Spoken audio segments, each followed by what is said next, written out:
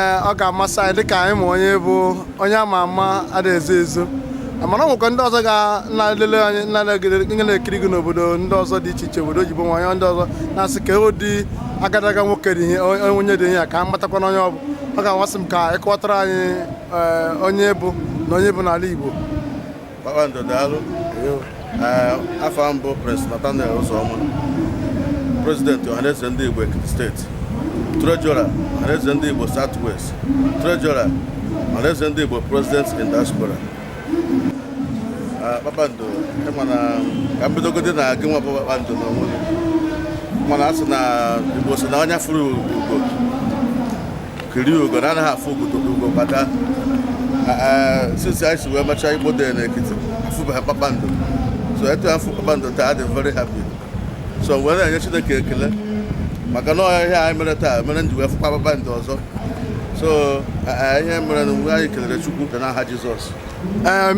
Ise ma wee nke ọbụla ọ ga-amasị m na ka ugbu a ka ịkọtara anyị dịka onye isi ndị Ọhaneze na Ekiti ka ịkọtara anyị Ọhaneze kekọrọ ikele ndị Ekiti kwekwanụ ndị na-anọghị n'otu Ọhaneze a okwu. Ọ ga-ohere aka m chọrọ ka iji wee gwa m okwu ugbu a dịka onye isi. Ihe mere bụ na oge agaana a na-asụ mmadụ bata n'Ọhaneze, kịtazi ihe Ọhaneze na-eme ka ndị mmadụ na-elerezi anya wee na-abata n'Ọhaneze maka na Ọhaneze abịago jikọọ ndị Igbo niile ọnụ n'ụwa gbaa gburugburu. Today o nwere somebody nwanne nwoke nwụrụ na Ghana, ọ kpọọ na fonu sị m na nwanne nwoke nwụrụ na Ghana ka ga ya esi mee. I contacted Ọhaneze Ndị Igbo secretary na Ghana, kpọọ ya na fonu sị ya na o nwere somebody na-abịanụ ka o nyere ya aka ka ihe a na-eme gaa nke ọma. Ihe a bụ uru dị n'Ọhaneze. Ọ bụrụ na ọ bụ Ọhaneze anyị agba moto jebe ọgba plen jebe Ghana, anyị ruo ebe ahụ anyị ọma ebe anyị na-aga. So ihe anyị na-ekwu bụ onye ọbụla anụbeghị na Ọhaneze na-ejikọ ndị mmadụ ọnụ maọbụ ọrụ Ọhaneze na-arụ nanụ ya taa ka ọ bata n'Ọhaneze ka anyị were aka jikọọ aka ọnụ wee bulie Igbo elu.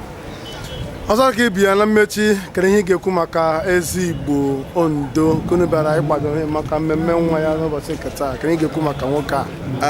Ezigbo Ondo oge m na-ekwu okwu mbụ agwara m ụnụ sị na m afụbeghị onye dị ka onye a. Mgbe e mere m inaugurate as President Ọhaneze Ndị Igbo Ekiti, he was there. Anyị mekwara Igbo Day akpọkwa ọbịa. So oge o wetara anyị invitation na nwa ya na-eme ihe a, ndị Ọhaneze niile nọ n'Ekiti steeti sị na mgbe anyị ji wee kpọọ nwoke ogo na aza anyị ya fụọ na anyị azụ ogo. So nwoke a bụ omereọha ka ọ bụ. So ana m emekwasị anya bụrụ omereọha n'elu afa ọnwa ọ na-aza ka ọ bụrụ afa nke abụọ from Ekiti steeti. Onye nwe ya gọzie gị n'aha Jizọs.